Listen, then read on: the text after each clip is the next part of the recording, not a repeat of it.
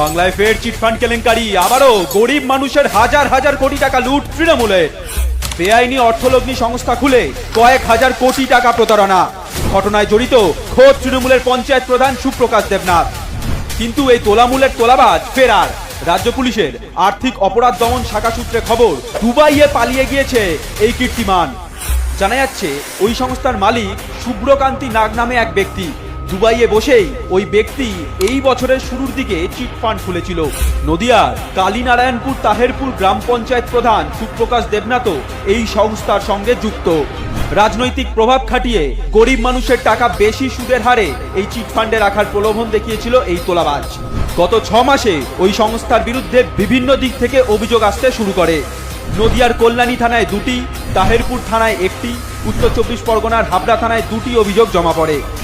ভাবুন, তার মানে এই নেটওয়ার্ক শুধু নদিয়ায় নয়, গোটা রাজ্য জুড়েই ছড়িয়ে ছিটিয়ে আছে। গত সোমবার দীঘায় একটি অনুষ্ঠান ছিল ওই সংস্থার। তখনই সেখানে হানা দেয় ডিইও। সেখান থেকেই দুজনকে গ্রেপ্তার করা হয়। গ্রেপ্তার হয় কাঞ্চন চক্রবর্তী ও শিবশঙ্কর সরকার নামে 2 ব্যক্তি। আর তোলামূলের এই পঞ্চায়েত প্রধান পালিয়ে গিয়েছে। মনে আছে তোলামূলের নেত্রী দোলা সেনের সেই 75-25 ভাগের তত্ত্ব?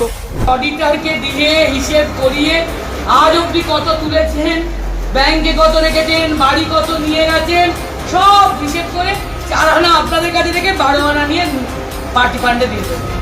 এই হাজার হাজার কোটি টাকার ভাগ কালীঘাটের টালির চালায় গিয়েছে। যে নেত্রী বলেছিলেন 294 কেন্দ্রে তিনিই প্রার্থী, সেই নেত্রীও কি এই চিটফান্ডে জড়িত? এত বড় চক্রের পিছনে তৃণমূলের সংগঠিত অপরাধ রয়েছে। ক্ষমতায় আসার পরপরই সারদা, রোজভ্যালি সহ বিভিন্ন চিটফান্ড কেলেঙ্কারি ধরা পড়ে। আর এই চিটফান্ডের জননী যে আমাদের মাননীয়া, তার কারো বোঝার বাকি নেই। দার্জিলিংয়ের ডেলোর কেলো সকলেরই জানা।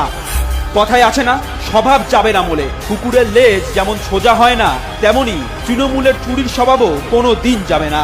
এবার এই চিটফান্ডের চিটিংবাজদের উপড়ে ফেলুন।